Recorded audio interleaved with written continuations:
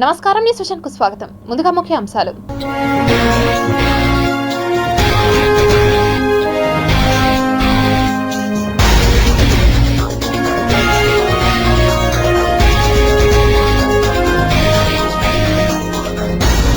రష్యాలో దారుణం, హెలికాప్టర్ దుర్ఘటనలో 22 మంది మృతి.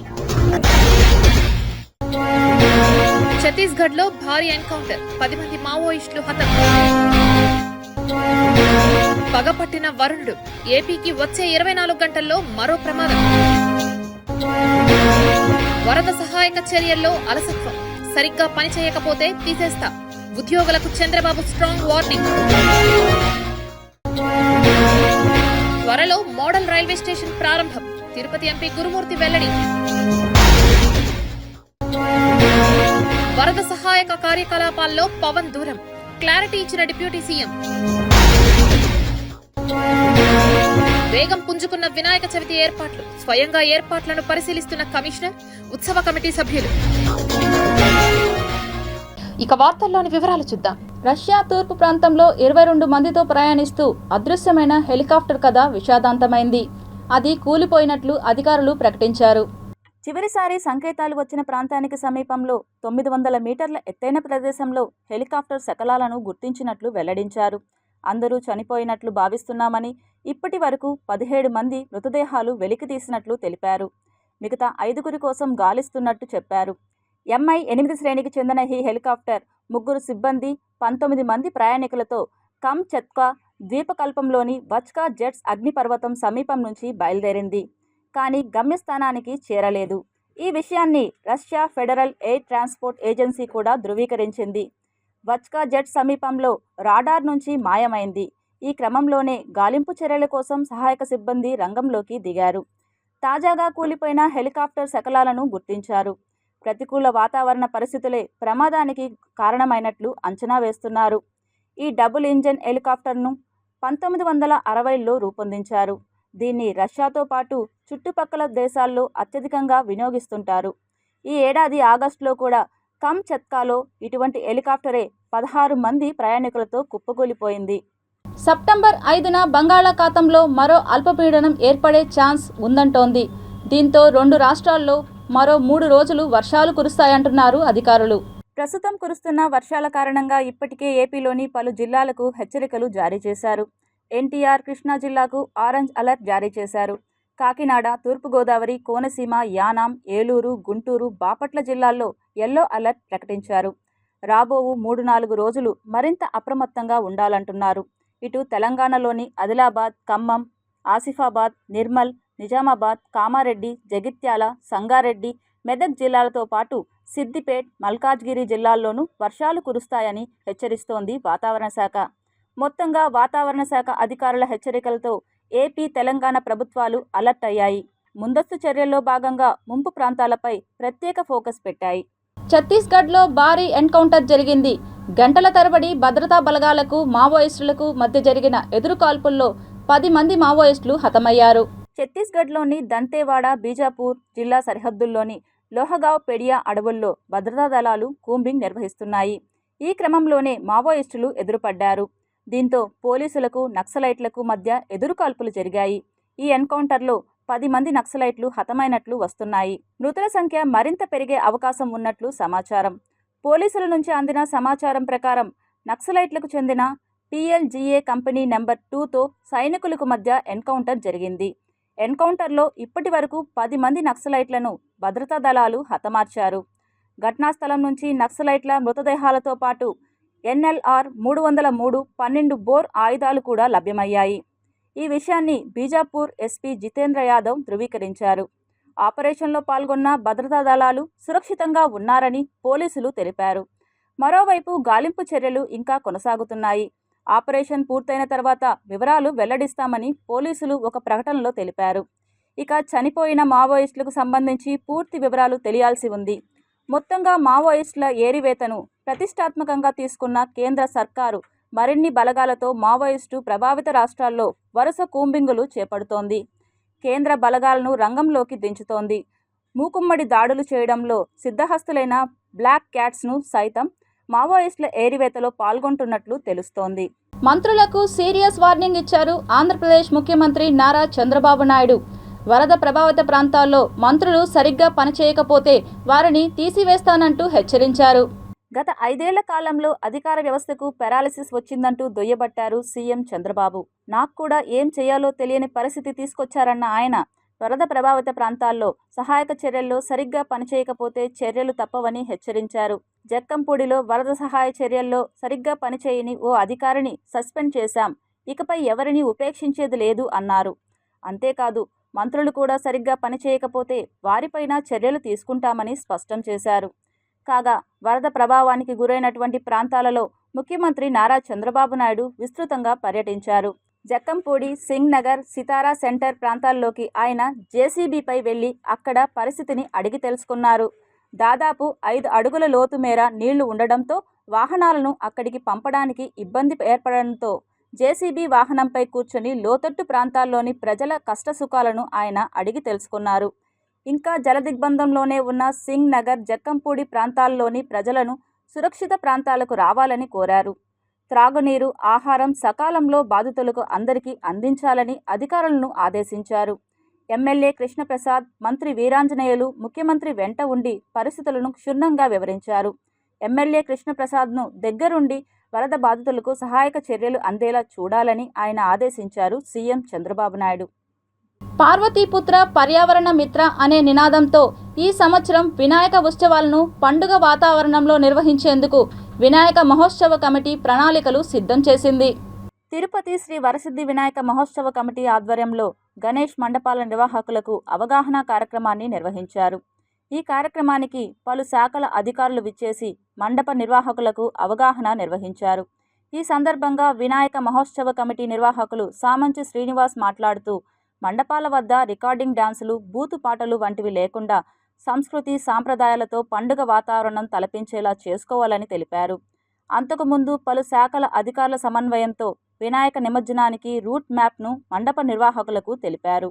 తిరుపతి నగరంలో గడిచిన 2 దశాబ్దాలుగా తిరుపతి వరసిద్ధి వినాయక మహోత్సవ కమిటీ వివిధ రకాల కార్యక్రమాలు నిర్వహించుకుంటూ ఎలాంటి రుసుము తీసుకోకుండా, ఎవరి దగ్గర కూడా చందా తీసుకోకుండా అత్యంత పకడ్బందీగా అనేక వ్యయ ప్రయాసాలకు వచ్చి అన్ని ప్రభుత్వ శాఖల యొక్క అధికారులను అభ్యర్థించి వారందరి యొక్క సహకారంతో దేశంలోని ప్రధానమైనటువంటి నగరాలు ముంబై, హైదరాబాద్, బెంగళూరు తరహాలో ఇక్కడ కూడా ఈ వ్యవస్థను పటిష్టం చేసి కేవలం మనమే కాకుండా ప్రభుత్వం యొక్క బాధ్యతను కూడా తెలియజేసి అధికారుల యొక్క అభిమానాన్ని, వారి యొక్క నమ్మకాన్ని చూరగని వారందరినీ కూడా మన పండుగలో భాగస్వామ్యం చేసుకుని మనకు అవసరమైనటువంటి ఏర్పాట్లు చేసే విధంగా ఒప్పించి ముందుకు నడిపిస్తున్నది ఈ ఉత్సవం కమిటీ. ఆంధ్రప్రదేశ్ని భారీ వర్షాలు, వరదలు అతలాకుతలం చేశాయి. ముఖ్యంగా విజయవాడలో వరదలు బీభత్సం సృష్టించాయి. ఇప్పటికే బెజవాడలోని అనేక ప్రాంతాలు వరద ముంపులోనే ఉన్నాయి. సహాయక చర్యల్లో విశ్రాంతి లేకుండా పాల్గొంటున్నారు సీఎం చంద్రబాబు నాయుడు. ఇదే సమయంలో డిప్యూటీ సీఎం ఎక్కడ, ఆయన సహాయక చర్యల్లో పాల్గొనరా అనే ప్రశ్నలు ఉత్పన్నమయ్యాయి. దానిపై ఈరోజు క్లారిటీ ఇచ్చారు డిప్యూటీ సీఎం పవన్ కళ్యాణ్.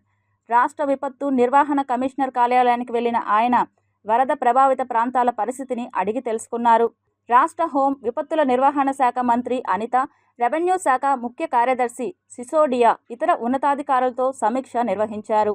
ఈ సందర్భంగా ఆయన మాట్లాడుతూ సహాయక చర్యలకు ఆటంకమనే నేను ఫీల్డ్లోకి రాలేదని స్పష్టం చేశారు. వరద ప్రభావిత ప్రాంతాలను సందర్శించాలని నేను అనుకున్నాను, కానీ అధికారులు నన్ను సందర్శించవద్దని సూచించారు. ఇది రెస్క్యూ అండ్ రిలీఫ్ ఆపరేషన్లకు అసౌకర్యాన్ని కలిగిస్తుందన్నారు. ఇంత విపత్తు సమయంలో నేను సాయపడాలి, కానీ అదనపు బరువు కాకూడదు. అందుకే నేను క్షేత్రస్థాయిలో పర్యటించలేదన్నారు డిప్యూటీ సీఎం పవన్ కళ్యాణ్. ఉపాధ్యాయుడికి మించిన ఆయుధము, సాధనము మరొకటి లేదు. ఉపాధ్యాయుల దినోత్సవాన్ని పురస్కరించుకొని గురువులను సన్మానించడం సంతోషాన్ని కల్పించిందని జిల్లా ఉప విద్యాశాఖ అధికారి బాలాజీ తహస్సునిసా బేగం పేర్కొన్నారు. సర్వేపల్లి రాధాకృష్ణ జయంతిని పురస్కరించుకొని ప్రతి సంవత్సరం ఉపాధ్యాయుల దినోత్సవం నిర్వహించుకోవడం జరుగుతుందని తెలిపారు.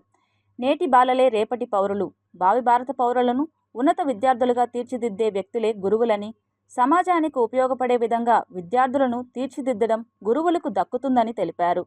తిరుపతి నగరపాలక సంస్థ పరిధిలోని ప్రభుత్వ పాఠశాలలో విధులు నిర్వహిస్తున్న ఉపాధ్యాయులకు సన్మాన కార్యక్రమాన్ని నిర్వహించారు. ఈ కార్యక్రమానికి ముఖ్య అతిథులుగా జిల్లా ఉప విద్యాశాఖ అధికారి Balaji, we support charitable trust నిర్వాహకురాలు తహస్సునిసా బేగం హాజరై జ్యోతి ప్రజ్వలనతో కార్యక్రమంను ప్రారంభించారు. అంతకుముందు ఉపాధ్యాయులను సన్మానించి సత్కరించారు. శ్రేష్ఠ గురువు అవార్డు పేరుతో పాఠశాల విధులలో విశిష్టతను గుర్తించి సత్కరించడం సంతోషాన్నిచ్చిందని పేర్కొన్నారు. ఈ వి చారిటబుల్ ట్రస్ట్ కార్యక్రమంలో ట్రస్ట్ యజమాని అందరికీ కూడా నేను ప్రత్యేకంగా ధన్యవాదాలు తెలియజేస్తున్నాను. ఇంతమంది ఉపాధ్యాయులు మంచి బెస్ట్ టీచర్స్ను సన్మానం చేయడం నేను అదృష్టంగా భావిస్తున్నాను. నేటి విద్యార్థులే రేపటి పౌరులు కాబట్టి సో అలాంటి గురువులని సత్కరించడం అన్నది మేము చాలా గౌరవంగా భావిస్తున్నాను. మా మదర్ కూడా ఒక టీచరే కాబట్టి ఈ విషయాన్ని నేను ఇక్కడ ఉండే గురువులను అందరినీ సత్కరించడమే కాదు, సో మా అమ్మ నాకు మొదటి గురువు కాబట్టి ఆమెను సత్కరించినట్లు నేను భావిస్తున్నాను. ఆంధ్ర రాష్ట్ర అభివృద్ధి కోసం శ్రీ వారాహి రథయాత్ర చేయదలిచామని, వారాహీదేవి విశిష్టతను ప్రజలకు తెలియజేస్తూ ప్రధాన పట్టణాల్లో వారాహి మహాయాగంలో ప్రజలందరినీ మమేకం చేసి పర్యావరణ పరిరక్షణ నిమిత్తం ప్రజల చేత ఉచితంగా మొక్కలు నాటించే కార్యక్రమాన్ని చేపడుతున్నామని ప్రెస్ క్లబ్లో ఏర్పాటు చేసిన విలేకరుల సమావేశంలో ఆది వారాహి ట్రస్ట్ నిర్వాహకులు తెలిపారు. ప్రతి పట్టణంలో యాత్ర మహారథయాత్ర కొనసాగేటువంటి ప్రతి పట్టణంలో 1000 చెట్లను నాటాలని, అవి దేవతా వృక్షాలైనటువంటి బిల్వ, మారేడు, రాగి, వేప, జమ్మి, మర్రి చెట్లను ఉచితంగా నాటుకుంటూ కావలసిన వారికి ప్రజలకి ఉచితంగా అందజేస్తూ ఈ యాత్ర కొనసాగనున్నది. ఈ యాత్రలో మహాయాగమును కానీ లేదా చెట్లు నాటేటువంటి కార్యక్రమానికి కానీ ఎటువంటి రుసుము లేదు. అన్నీ ఉచిత, యాగ ప్రవేశము ఉచితమే, చెట్లు కూడా ఉచితంగానే పంపిణీ చేస్తూ అందరికీ భోజనాల్ని అందిస్తూ ఈ యాత్ర విశాఖపట్నంకు కొనసాగుతుంది. ఆదివారాహి శక్తి టెంపుల్ ట్రస్ట్ ఆధ్వర్యంలో ఈ రథయాత్ర జరగడం మన రాష్ట్ర అభివృద్ధి కోసం, మన రాష్ట్ర బాగు కోసం, రాష్ట్ర ప్రజలందరూ సుఖశాంతులతో ఉండాలని ఈ రథయాత్ర వీళ్ళు చేపట్టడం జరిగింది. దానికి ఎటువంటి సహకారాలు కావాలన్నా కూడా మేము అందిస్తామని చెప్పేసి ముందుగా చెప్పడం జరిగింది. అంతర్జాతీయ ప్రమాణాలతో రూపాంతరం చెందుతున్న తిరుపతి రైల్వే స్టేషన్లో జరుగుతున్న పనులను తిరుపతి పార్లమెంట్ సభ్యులు మద్దెల గురుమూర్తి పరిశీలించారు. తిరుపతి రైల్వే శాఖ అధికారులతో తిరుపతి పార్లమెంట్ సభ్యులు గురుమూర్తి నూతనంగా నిర్మాణానికి నోచుకుంటున్న అంతర్జాతీయ రైల్వే స్టేషన్ పనులను పరిశీలించారు. ఈ సందర్భంగా ఆయన మీడియాతో మాట్లాడుతూ వివిధ ప్రాంతాల నుండి రైలు మార్గం ద్వారా తిరుపతి రైల్వే స్టేషన్కు విచ్చేస్తుంటారని, భక్తులు, ప్రయాణికులు, యాత్రికుల సౌకర్యార్థం అధునాతన వసతులతో సదుపాయాలు కల్పిస్తున్నామన్నారు. రాబోయే రోజులలో తిరుపతి రైల్వే స్టేషన్ యొక్క ప్రాముఖ్యతను దేశవ్యాప్తంగా ఇనుమడింపజేసేలా రైల్వే స్టేషన్ నిర్మాణ పనులు ఉండాలని సిబ్బందికి తెలియజేశారు. జరుగుతున్న పనులను వేగవంతం చేయాలని సంబంధిత శాఖ అధికారులకు తెలిపారు. తిరుపతి రైల్వే స్టేషన్కు విచ్చేసినటువంటి యాత్రికులు సంతృప్తిగా తిరుగు ప్రయాణం అయ్యేలా పనులు జరగాలని సిబ్బందికి సూచించారు. పనులలో జాప్యం కలగకుండా వేగంగా, నాణ్యతగా పనులు జరగాలని ఎంపీ తెలిపారు. దాదాపుగా 300 కోట్ల రూపాయల వ్యయంతో ఈ రైల్వే స్టేషన్ని నిర్మిస్తూ ఉన్నారు. దీని తర్వాత మనకు త్వరలో రాబోయే బస్ టెర్మినల్ నుంచి కూడా స్కైవే ఒకటి తిరుపతి రైల్వే స్టేషన్కి కనెక్ట్ చేయబడుతుంది. దాని తర్వాత రాబోయే రోప్వే కూడా అనుసంధించబడి అలిపిరికి దాదాపు ఒక గంటకి 2000 మంది ప్రయాణికులు చేరుకునే విధంగా ఒక రోప్వేని కూడా డిజైన్ చేస్తున్నాం. ఆ ప్రతిపాదన కూడా ఫీజిబిలిటీ రిపోర్ట్ కూడా రెడీ అయింది ఇప్పటికే. విజయవాడలో వరదల బీభత్సంలో కష్టాలు పడుతున్న నిరాశ్రయులకు 3000 మందికి అన్నదానం చేసి వారి ఆకలి తీర్చామని రీచ్ గ్లోబల్ ఫౌండేషన్ ఫౌండర్ అధ్యక్షులు డాక్టర్ లింగుట్ల రమేష్నాథ్ వెల్లడించారు. ముఖ్యంగా మన ప్రీతమ ముఖ్యమంత్రి చంద్రబాబు నాయుడు గారు కూడా నిలువెత్తు నీళ్ళల్లో రిస్క్ అయినా కూడా దిగి అక్కడ బోట్లో పోయి రిస్కులు తీసుకొని చేస్తూ ఉంటే అందరూ ఒక్కరని కాదు, నేను వీళ్ళను ప్రోత్సహించి కలాం ట్రస్ట్ భాష, వే ఫౌండేషన్ అంకయ్య, ఉపాధ్యాయ సంఘ అధ్యక్షుడు మన బాలాజీ ప్లస్ మురిమికల దేవరాయలను ప్రోత్సహించడము, వాళ్ళు కూడా సన్నద్ధం కావడము, మొన్న రాత్రి విజయవాడకి ఎక్కించడం జరిగింది. బస్సులో పడుకొని వెళ్ళి వాళ్ళు నిన్న మార్నింగ్ నుంచి ఏ విధంగా కష్టాలు పడ్డారు, ఎలా కష్టాలు పడినా కూడా సక్సెస్ఫుల్గా దాదాపు 3-4 వేల మందికి ఏ విధంగా అన్నం పాకెట్లు, ఫుడ్ పాకెట్లు, నీళ్లు అన్నీ ఇవ్వడము జరిగింది. అక్కడ ఉన్నటువంటి చంటి పిల్లల తల్లులు అయితేనేమి, వృద్ధులైతేనేమి వాళ్ళందరూ కూడాను రోడ్ల మీదకి వచ్చేసి ఆకలి కోసమని, నీళ్ళ కోసం చాలా ఇబ్బంది పడుతుంటే చూస్తూ ఉండలేక మేము దాదాపు నిన్న రాత్రి 10 గంటల వరకు సేవా కార్యక్రమాలు చేసుకుని మళ్ళీ తిరుగు ప్రయాణం తిరుపతికి వచ్చాము. ఇక్కడ మరికొందరు మందిని ప్రోత్సహించి వారిలో కూడా ప్రేరణ కల్పించి మళ్ళీ ఇంకొకసారైనా అక్కడికి వెళ్ళి వారికి ఏదైనా సహాయ సహకారాలు అందించడానికి మేము ముందుకెళ్లాలని చెప్పేసి మళ్ళీ రావడం, ఈరోజు ప్రెస్ మీట్ కూడా పెట్టడం జరుగుతోంది. క్షేత్రస్థాయి నుంచి బీజేపీ పార్టీని బలోపేతం చేయడమే లక్ష్యంగా పార్టీ నాయకులు, కార్యకర్తలు కృషి చేయాలని భారతీయ జనతా పార్టీ రాష్ట్ర కార్యదర్శి నాగోతు రమేష్ నాయుడు పిలుపునిచ్చారు. క్షేత్రస్థాయి నుంచి బీజేపీ పార్టీని బలోపేతం చేయడమే లక్ష్యంగా పార్టీ నాయకులు, కార్యకర్తలు కృషి చేయాలని భారతీయ జనతా పార్టీ రాష్ట్ర కార్యదర్శి నాగోతు రమేష్ నాయుడు పిలుపునిచ్చారు. చిత్తూరు బీజేపీ పార్టీ కార్యాలయంలో ఆ పార్టీ సభ్యత్వ నమోదు కార్యక్రమాన్ని లాంఛనంగా నాబోతు రమేష్ నాయుడు ప్రారంభించారు. ఈ సందర్భంగా ఆయన మాట్లాడుతూ కేంద్రంలో బీజేపీ పార్టీ అన్ని వర్గాల ప్రజల అభ్యున్నతికి కృషి చేస్తోందని అన్నారు. దేశం అన్ని విధాలా అభివృద్ధి చెందాలంటే భారతీయ జనతా పార్టీ క్షేత్రస్థాయిలో బలపడాలని పిలుపునిచ్చారు. ఈ మేరకు గ్రామాన బీజేపీ నాయకులు, కార్యకర్తలు సభ్యత్వ నమోదు కార్యక్రమాన్ని విస్తృతం చేయాలని అన్నారు. భారతీయ జనతా పార్టీ దాదాపు 18 కోట్ల సభ్యత్వంతో చైనా కమ్యూనిస్టు పార్టీ కన్నా మిన్నగా ప్రపంచంలోనే అతిపెద్ద రాజకీయ పార్టీగా ఉన్న భారతీయ జనతా పార్టీ ఏదైతే 3 ఏళ్లకు ఒకసారి క్రమం తప్పకుండా ప్రజాస్వామ్యయుతంగా సంస్థాగత ఎన్నికలు జరుపుకుంటున్నాం. అందులో భాగంగా మొన్న 2వ తారీఖున గౌరవ నరేంద్ర మోడీ గారు భారతీయ జనతా పార్టీ సభ్యుడిగా తన సభ్యత్వాన్ని మళ్ళీ పునరుద్ధరించుకోవడం ద్వారా ఈ సభ్యత్వ కార్యక్రమాన్ని ప్రారంభించడం జరిగింది. జాతీయ అధ్యక్షులు శ్రీ జగత్ప్రకాష్ నడ్డా గారు వారికి సభ్యత్వాన్ని ఇవ్వడం జరిగింది. భారతీయ జనతా పార్టీలో ప్రతి 3 సంవత్సరాలకు ఒకసారి ఖచ్చితంగా సభ్యులుగా అందరూ చేరాల్సిందే. బూత్ స్థాయి కార్యకర్త నుంచి అఖిల భారత అధ్యక్షుడి వరకు ప్రపంచంలోనే అగ్రగామిగా మేము సభ్యత్వాన్ని కార్యకర్తలు ఘనగలిగినటువంటి పార్టీగా వాసికెక్కాము. అలాగే రాష్ట్రంలో కూడా ఆ స్థాయి రావాలి అనేటువంటి ఉద్దేశంతో ఈరోజు అంతా కూడా మేమందరం కూడా పనిచేస్తున్నాం. 8 మంది ఎమ్మెల్యేలు, 3 ఎంపీలు, మా యొక్క మంత్రుల యొక్క సహకారంతో ప్రజల్లో కూడా పెద్ద ఎత్తున స్పందన వస్తుంది. బీజేపీకి రాబోయే రోజుల్లో అత్యధికమైనటువంటి సభ్యత్వాన్ని ఆంధ్రప్రదేశ్ నుంచి కూడా చేరుకునే విధంగా ప్రయత్నం చేస్తాం. కాణిపాకం శ్రీ వరసిద్ధి వినాయక స్వామి వారి ఆలయ హుండీ లెక్కింపు ద్వారా 1,15,81,000 రూపాయలు ఆదాయం లభించినట్లు ఆలయ కార్యనిర్వహణ అధికారి గురుప్రసాద్ తెలిపారు. కాణిపాకం శ్రీ వరసిద్ధి వినాయక స్వామి వారి ఆలయంలోని ఆస్థాన మండపంలో హుండీ లెక్కింపు కార్యక్రమాన్ని చేపట్టారు. ఈ సందర్భంగా ఆలయ కార్యనిర్వహణ అధికారి గురుప్రసాద్ మీడియాతో మాట్లాడుతూ 18 రోజులకు గాను 1,15,81,000 రూపాయలు హుండీ ద్వారా ఆదాయం లభించినట్లు తెలిపారు. అలాగే బంగారం 49 గ్రాములు, వెండి 1 కిలో 30 గ్రాములు, గో సంరక్షణ హుండీ ద్వారా 7,940 రూపాయలు, నిత్య అన్నదానం హుండీ ద్వారా 24,025 రూపాయలు, foreign currency USA $602, Australia $20, Singapore $2, UAE 25 దినామ్స్, England 30 పౌండ్లు ఆదాయం వచ్చినట్లు దేవస్థానం కార్యనిర్వహణ అధికారి గురుప్రసాద్ తెలిపారు. శ్రీవారి భక్తులకు మరింత రుచికరమైన లడ్డూ ప్రసాదాలు అందించేందుకు నాణ్యమైన ఆవు నెయ్యి కొనుగోలు చేసినట్లు టీటీడీ ఈవో శ్యామలారావు తెలిపారు. తిరుపతిలోని టీటీడీ మార్కెటింగ్ గోడౌన్ వద్ద బెంగళూరుకు చెందిన Karnataka cooperative milk producers federation limited నుంచి కొనుగోలు చేసిన నెయ్యి లారీ తిరుపతి నుంచి తిరుమలకు బయలుదేరింది.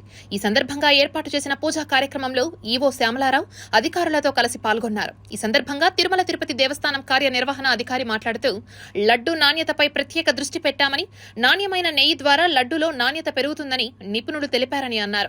గతంలో నెయ్యి సరఫరాదారులు నాణ్యత, రుచి, వాసన లేని ఆవు నెయ్యి సరఫరా చేశారని అన్నారు. టీటీడీలో నెయ్యి నాణ్యత పరిశీలించేందుకు సరైన ఆపరేటర్ లేదని, ప్రైవేట్ ల్యాబొరేటరీ సౌకర్యం ఉన్నా పరిశీలించలేదని అన్నారు. టీటీడీలో నూతనంగా అత్యధిక ల్యాబొరేటరీ ఏర్పాటు చేసినట్లు మీడియాకు తెలిపారు. ఈ పాత వాళ్ళు ఎవరైతే ఉన్నారో సరిగా లేని వాళ్ళు, అలాంటి వాళ్ళు పార్టిసిపేట్ చేయలేదు. కొంచెం క్వాలిటీ ఉన్న వాళ్ళు మాత్రమే పార్టిసిపేట్ చేశారు. దాంట్లో ఇవాళ నందిని నుంచి, నందిని అంటే వాళ్ళ బ్రాండ్ నేమ్ అది KM Karnataka cooperative milk federation. So వాళ్ళు మంచి క్వాలిటీ ఉన్న నందిని బ్రాండ్ అనేది అందరికీ తెలుసు, రిప్యూటెడ్ బ్రాండ్ అనేది తెలుసు. దీంతో ఈ టెండర్లో ఏంటంటే మంచి రిప్యూటెడ్ బ్రాండ్స్ మంచి బ్రాండ్స్ వచ్చాయి. దాంట్లో వీళ్ళు ముందుగా వీళ్ళు సప్లై చేయడం జరిగింది. వీళ్ళు చాలా సంవత్సరాల తర్వాత ఎప్పుడు వచ్చింది, లాస్ట్ 3 ఇయర్స్ బ్యాక్ దాకా, దానికి ముందు దాకా ఇచ్చేవారట. 3 ఇయర్స్ బ్యాక్ వాళ్ళు ఆఫ్ చేయడం జరిగింది. ఇప్పుడు మళ్ళీ వాళ్ళని తీసుకోవడం ద్వారా మేము ఓవరాల్గా క్వాలిటీ ఇంప్రూవ్మెంట్, క్వాలిటీ ఇంప్రూవ్మెంట్, అనేది మనము వివిధ ప్రసాదాల్లో స్వామివారికి సమర్పించే ప్రసాదాల్లో వాడుతూ ఉంటాం. అలాగే ముఖ్యంగా లడ్డు ప్రసాదంలో ఎక్కువగా వాడుతూ ఉంటాం కాబట్టి ఈ విధంగా లడ్డు ప్రసాదం క్వాలిటీ కూడా బాగా ఇంప్రూవ్ అవుతుంది. సెప్టెంబర్ 7వ తేదీ నుండి 27వ తేదీ వరకు నిర్వహించే కాణిపాకం శ్రీ వరసిద్ధి వినాయక స్వామి వారి ఆలయ వార్షిక బ్రహ్మోత్సవాలు అత్యంత వైభవంగా నిర్వహించేందుకు కృషి చేస్తున్నట్లు ఆలయ కార్యనిర్వహణాధికారి గురుప్రసాద్ పేర్కొన్నారు. కాణిపాకంలో ఏర్పాటు చేసిన విలేకరుల సమావేశంలో ఈవో మీడియాతో మాట్లాడుతూ కాణిపాకం శ్రీ వరసిద్ధి వినాయక స్వామి వారి వార్షిక బ్రహ్మోత్సవాలకు వివిధ దేశాల నుంచి, రాష్ట్రాల నుంచి అత్యధికంగా భక్తులు తరలివచ్చే అవకాశం ఉన్నట్లు తెలిపారు. భక్తుల సౌకర్యాన్ని దృష్టిలో ఉంచుకొని భక్తులకు అవసరమైన వసతి, అన్నదాన సదుపాయాలు తదితర వాటిని సమకూర్చినట్లుగా తెలిపారు. వివిధ ప్రాంతాల నుంచి వచ్చే భక్తులకు ఎలాంటి అసౌకర్యం కలగకుండా దర్శనాన్ని ఏర్పాటు చేసేందుకు కృషి చేస్తున్నట్లు వెల్లడించారు. వివిధ ప్రాంతాల నుంచి భక్తులు ఎలాంటి అసౌకర్యం గురి కాకుండా ఆర్టీసీ సేవలు విస్తృతం చేసినట్లు తెలిపారు. ఆర్టీసీ యాజమాన్యంతో చర్చించినట్లు కూడా ఈవో గురుప్రసాద్ వెల్లడించారు. ఆలయ ప్రధాన అర్చకులు సోమశేఖర్ గురుకుల్, వేద పండితులు రాకేష్ శర్మలతో మాట్లాడుతూ అత్యంత మహిమాన్వితమైన శ్రీ వరసిద్ధి వినాయక స్వామి వారి ఆలయంలో బ్రహ్మోత్సవాలకు ఓ ప్రత్యేకత ఉందని వెల్లడించారు. దేశంలో ఎక్కడా లేని విధంగా కాణిపాకం ఆలయంలో ఉభయదారుల చేత బ్రహ్మోత్సవాలు నిర్వహించడం జరుగుతుందని అన్నారు. 9 రోజులకే బ్రహ్మోత్సవాలు ముగుస్తాయని, కానీ కాణిపాకం ఆలయంలో 21 రోజులు అత్యంత వైభవంగా ఉభయదారులతో బ్రహ్మోత్సవాలు నిర్వహించే ఆనవాయితీ కాణిపాకం శ్రీ వరసిద్ధి వినాయక స్వామి వారి ఆలయంలో ఉందని వేద పండితులు వివరించారు. ఈ మేరకు భక్తులు ప్రతిరోజు స్వామివారిని అత్యంత భక్తి శ్రద్ధలతో తరిస్తారని తెలిపారు.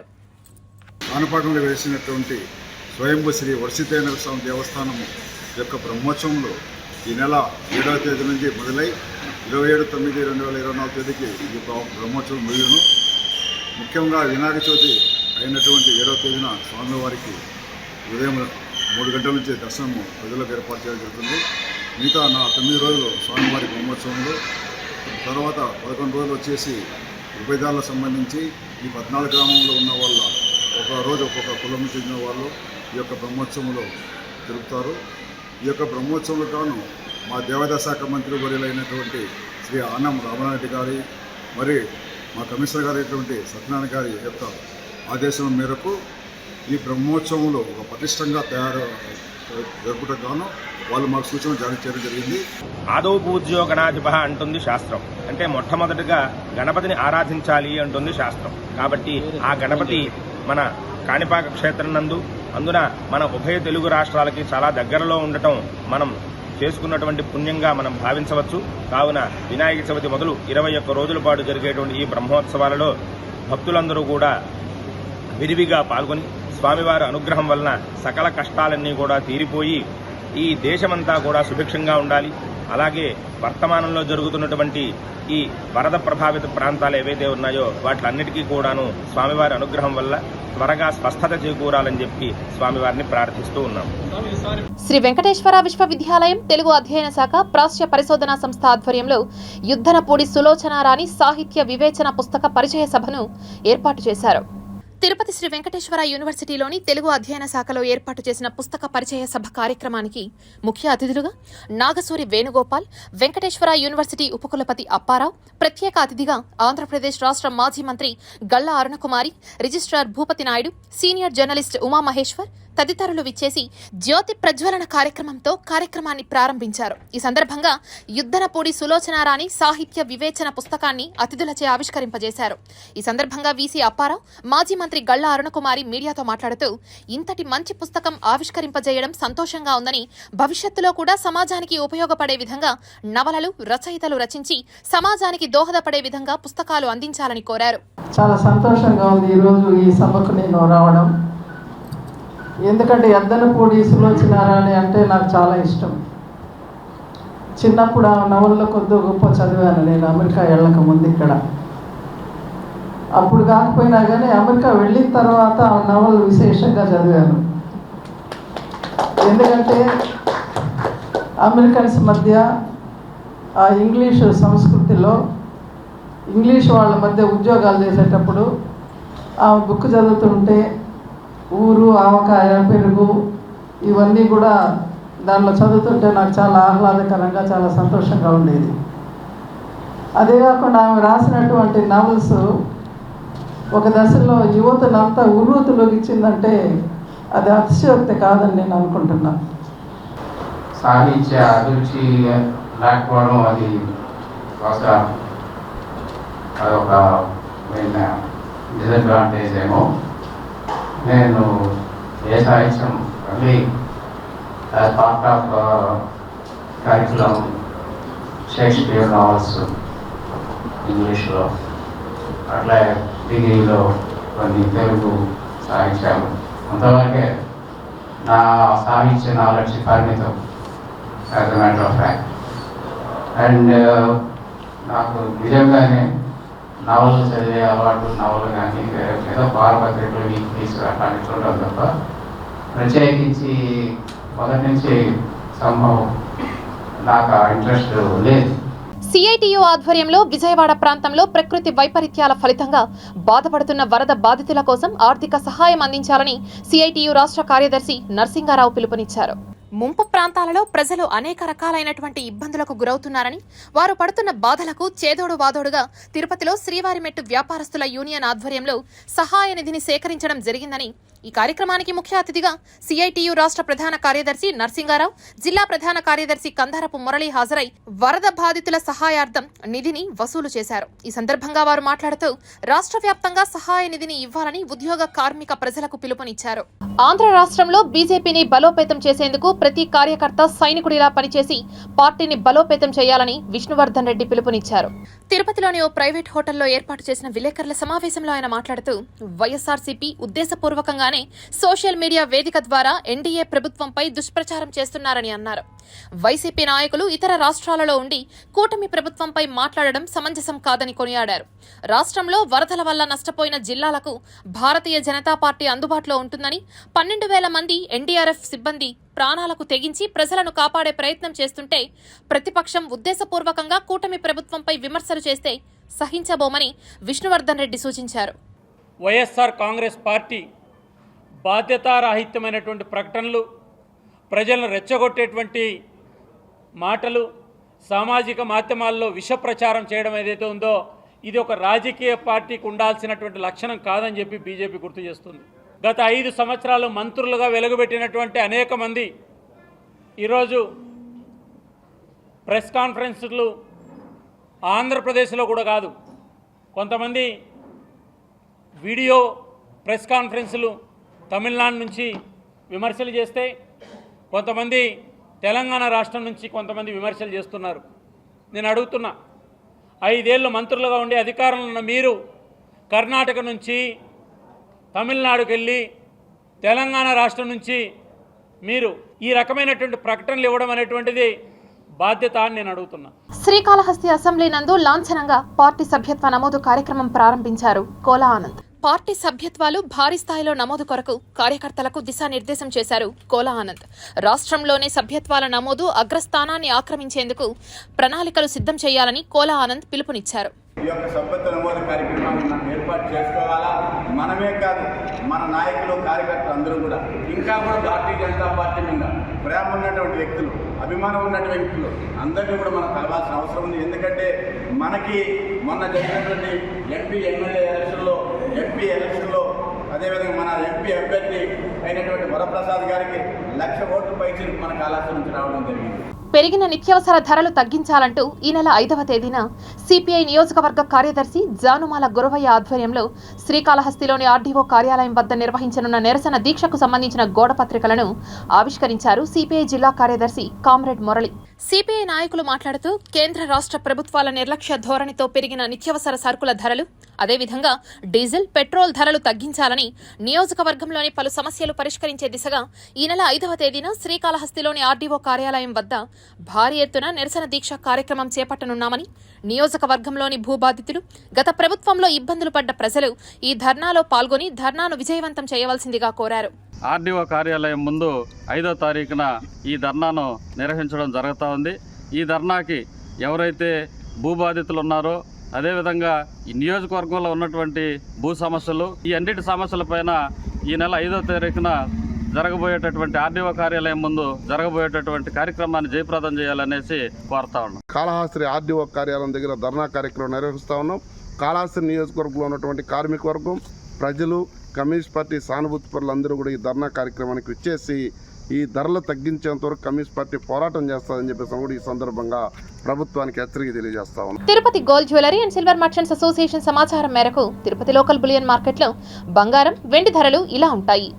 24 క్యారెట్ల అపరంజి బంగారం 10 గ్రాముల ధర 73,100 రూపాయలు. 22 క్యారెట్ల బంగారం 1 గ్రాము ధర 6,622 రూపాయలు. వెండి 1 కేజీ ధర 83,100 రూపాయలు. రీటైల్ వెండి 1 గ్రాము ధర 86 రూపాయల 10 పైసలుగా ఉంటుంది.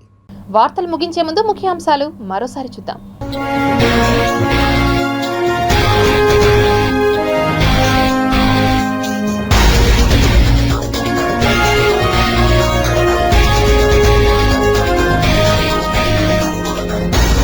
రష్యాలో దారుణం, హెలికాప్టర్ దుర్ఘటనలో 22 మంది మృతి.